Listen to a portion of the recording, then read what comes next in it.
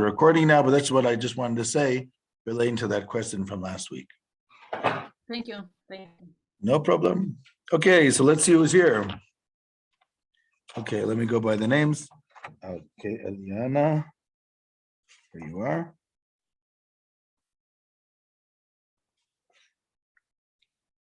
And then I see Marcos Valentin.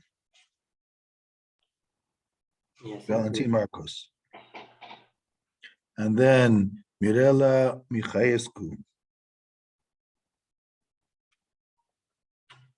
And then Roxaniela Malaku. Malaku. Malaku. It's like the prophet Malachi. Okay, Madalena. What is the family name again? Yorga. Ayorga. Yorga. With an I. It always takes me time. IOR. Yeah, I'm sure I'll find it, but they're, yeah. Here we are. Yorga, yes. Okay. Ali Giselle Tanzu.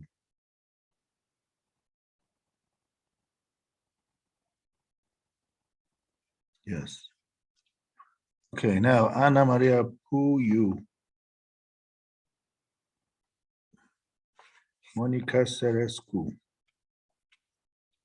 Radu Dragusin. Gabriela Vasiu. There's another name there, I remember. Yes, Mitreo. And Elena Kostake Dulbastru. And Ekaterina. That's the last name. Ungureanu. Okay, is that everybody?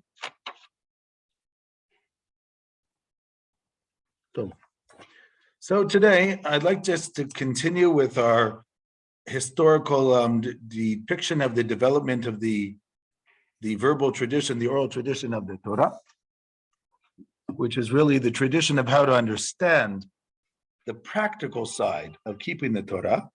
Somebody just join?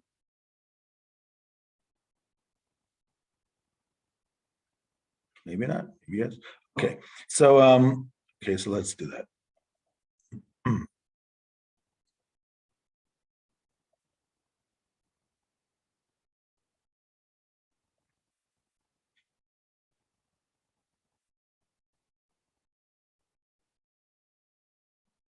And then after that, I'll give some examples. I still didn't send you the article on the Book of Ruth. I just forgot to, but I will, either tonight or tomorrow. Okay, I think last time we finished somewhere around here, right? We talked about the Talmud. I think that's as far as we went. Is that correct? We talk about the Mishnah, the Gemara. I forget how far we went. Rishonim. We talked about the Rishonim as well? Yes. Oh, I didn't know that. Okay, so let's get back to the Rishonim. Again, let's see what people remember. Who remembers what is the Mishnah? What is the Mishnah? Not everybody at the same time, just one person. What is the Mishnah? Okay. Well, it's the essence of the Talmud. It's short. Meaning it's the first book that was written down, the first corpus written down of the oral tradition. It's called Mishnah. In what language was it written? Old Hebraic. Yes, it's in Ivrit, it's in Hebrew, that's correct. And who was the redacteur, the editor of the Mishnah? The people from the northern. So far, you've been doing well.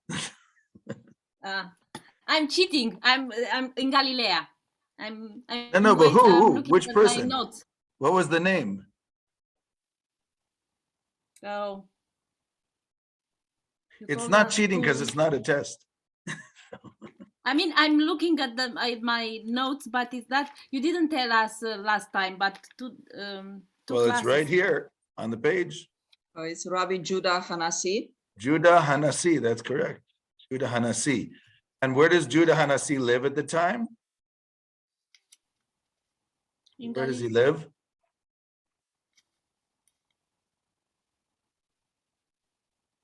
Anybody?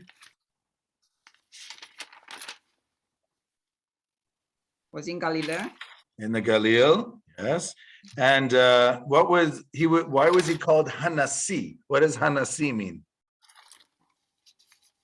He was presidente of what? President. President of Sanhedrin. Of the Sanhedrin, which was not in Jerusalem at the time. It was in the Galilee.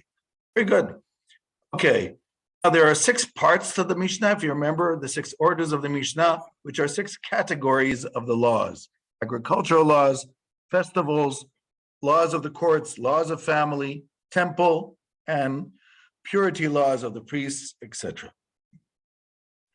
And we said the second corpus that was written was called the Gemara. Both the Mishnah and Gemara means to teach, but Gemara is in Aramaic, which was the lingua franca of Babylonia. That's the language that was spoken. And the Gemara is really, it's not a commentary on the Mishnah, it's an expansion of the Mishnah. It's a theoretical discussion of the laws of the Mishnah. The Gemara that was written in Babylonia in 40 volumes. So together with the Mishnah, that's referred to as the Babylonian Talmud, meaning both books together are referred to as the Talmud. Gemara that was written in Israel at the time is called the Jerusalem Talmud, but it's shorter than the Babylonian one. It has some things that are left out in the Babylonian one. I mentioned the Sevoraim, the ones who edited the Talmud, specifically the Babylonian Talmud, for close to 100 years, from 500 to 600. I talked about the Geonim, who are the scholars, the Jewish scholars of Babylonia, from 600 to 1000. In this time, you have the first prayer book, the first Siddur. You have the first book of Jewish philosophy by Saadia, called Opinions and Beliefs. Shrira writes the letter on how the oral tradition developed until his time. And then I talked about the Rishonim, the first rabbis or the early rabbis of the new communities outside of Babylonia. Places like Europe, North Africa, and Spain and Italy, and the Ottoman Empire. So these are what becomes the Ottoman Empire. So these are the new areas outside of Babylonia, and these are called the Rishonim, the early rabbis of the new areas.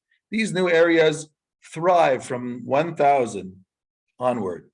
You have Jews already in Spain earlier than that, but I'm just saying in general, from the 10th century, that's when these communities start growing in large numbers. Now, we have 2 interesting developments in the time of the Rishonim that I want to mention just in brief. One of them is the codification of the Talmud. You see, the Talmud is not exactly a code of law. It's more of a discussion. The Talmud is interested in discussing the law. It doesn't always care about what the outcome of the discussion is. It sort of does, but it doesn't go all the way to saying, this is the law, now what's the next one? It doesn't go that far in its discussion. So you have to extrapolate.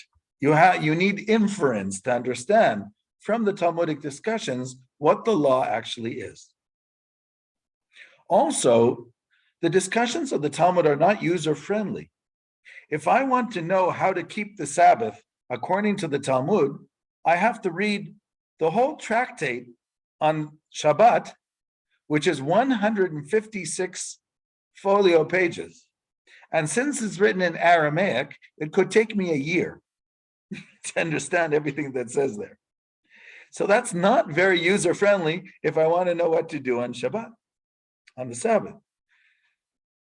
So because of this problem, there were three individuals who decided that it's a good idea to codify the Talmud, to turn it into a law book so that you can open it up and know what to do and what not to do. The first attempt to summarize the legal elements of the Talmud was done in the early 12th century by Rabbi Isaac Alfasi. By Isaac Alfasi, as I said, this is early. He's really from the 11th to the 12th century. That's Isaac Alfasi. What is Alfasi? Alfasi, of course, you can see he lived in the city of Fez. That's why he's called Alfasi. In Morocco. So what Alfasi does is he takes, let's say, the Tractate of Shabbat, which is 165 folio pages, and he summarizes it. He says, this opinion says A, this opinion says B, this is the law. And then he goes on. He skips the discussion. He just comes to the end. This is the law. So if the law is obvious from the Talmudic discussion, he says, this is the law as obvious from the Talmudic discussion. If it's not obvious, then what he does is he decides, based on his understanding of the Talmudic discussion, what the law should be. So if there's 1, 2, or 3 opinions, at the end he says, these are the opinions, this is the decision. And this is how he goes through the Talmud on Shabbat, as an example. If there are stories, he jumps over the stories. If there are commentaries on the Bible, he jumps over that. He tries to get to the code, to the law. So just to give you an example of the Alfasi, the way he works.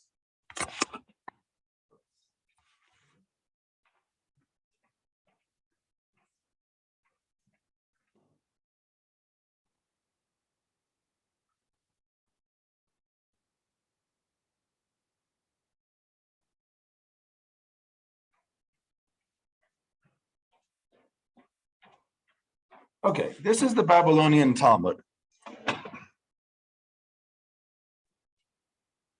Okay, I always say to people, this can be a very dangerous book. You know why? Because if it falls on your foot, it really hurts. So, okay, if you can read the Hebrew, it says Talmud Bavli, Babylonian Talmud. And here on the side, it says in Hebrew, Shabbat, Shabbat. So then, this is very standard. This is called the Vilna edition of the Talmud, which today is the standard edition. This edition is from about 200 to 300 years ago. It became standardized. It always starts off with a page like this, a little gate, and it says the Tractate of Shabbat for the Babylonian Talmud. This one was printed in Jerusalem, but it's the style of what's called the Vilnius Talmud. Here again on page 1, they also list all the commentaries that they bring at the back of the book. And then when we open it up here, this is page 1. In page 1, you can see, first of all, it's actually not page 1. If you look in Hebrew, what's that letter here? The letter is Beit. Beit, which means page 2. Beit is the second letter in the alphabet. In every tractate of the Babylonian Talmud, when you open the first page, it says Beit, which is page 2. Doi. Why is that? It's to tell you that no matter how much you studied, even page 1, you didn't really understand. And it's not a joke. That's exactly every tractate of the Talmud starts on page 2. It's funny, but that's the way it is. So when you look over here, if you can see what I'm doing, this one is sort of coming apart. It's an old one. Here you have the Mishnah. And then the Mishnah goes until here, and then you see the letters Gimel Mem, which stands for Gemara. So the Mishnah is this, and then starts Gemara, which is the expansion, the discussion in Aramaic. The Mishnah is in Hebrew, and the Gemara is in Aramaic. This goes on for one page, 2 pages, 3 pages, I'm sorry, this was an old book and obviously well used. So 5 pages, 6 pages, 7 pages. Uh-oh, there's something wrong. It says my Zoom meeting is going to stop. Anyhow, it's more than 10 pages. Wait, there's something wrong with, why is my Zoom meeting not going to stop? Oh, something went wrong. If the Zoom meeting stops, I'll just start it again, okay? It shouldn't happen like that, though. Let me just see what the problem is. Let me see what the problem is. Oh my. What is the problem? I do not know.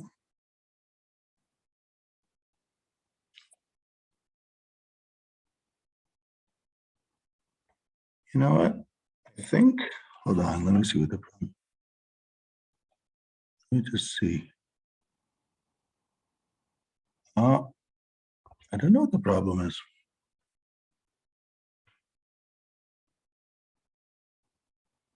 Strange. Should not be a problem.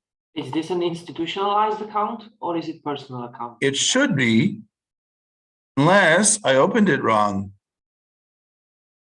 Maybe I hope, Zoom logs you out from time to time. It happens to me. yeah, because it's Yeah. never happened to me with this account. Because as I said, this is an institutionalized account. They just log you out and you start Zoom and enter a meeting and you don't realize you're not in Yeah, your account. I'm gonna send you, doesn't make sense. Okay, because it said to me in a moment it's going to stop. If it does stop, then I'll just send you a new link, okay? I'm very sorry about this. I'm not sure exactly what the problem is. I have 2 institutionalized accounts. I have one from Ariel University, one from Bar-Ilan University. But usually I use the one from Ariel because the one from Bar-Ilan, I don't like mixing them. Because I never know if when they're going to work. I'm from the generation where you see technology is miraculous. So, the miracles of the Bible that I see logical, but modern technology for me looks like a miracle. So it actually works. They say when in 1948 in the War of Independence, there was sort of a civil war within the city of Tzfat in the Galilee. Half the city was Arab and half the city was Jews. And during the war, the Arabs were told by certain countries that, this is going to be the end. So they all wanted to jump in. And there was no army. The Haganah, which was the precursor of the Israel Defense Forces, were not able to get to Tzfat because there was too many battles going on. Excuse me. Hi, I'm just in a class, okay? I'll get back to you. Right. So there were too many battles going on. So they requested that the Haganah, which was the original IDF, come to help them. So they say that the elders of Tzfat say that they finally were saved by miracle and by miracle and by the natural and by the miracle. The natural was that they recited Psalms, because it's natural that a Jew recites Psalms, right? And the miracle was that the soldiers actually showed up. So that's the story of the elders of Tzfat. There's actually another funny story of the elders of Tzfat about in the 1948 war. As I said, soldiers did eventually come, but they didn't really know what to do because they didn't really have much ammunition and they weren't really sure what to do. And there was uprisings going on in the middle of the city. So somebody had an idea. There was a Russian Jew who developed a gun, which was called the Davidka gun. It was used in the War of Independence. And if you ever come to Jerusalem, there's the Davidka Square, right near the Klal building, where they have one of those old Davidka guns. Now, the old Davidka gun didn't work very well, but it made lots of noise. And when you fired it, it gave such a bang. It's like it was really, really scary. So what they did was they went up to the top of the hill, and then they took their one Davidka gun. It looked like a bazooka, like a big gun.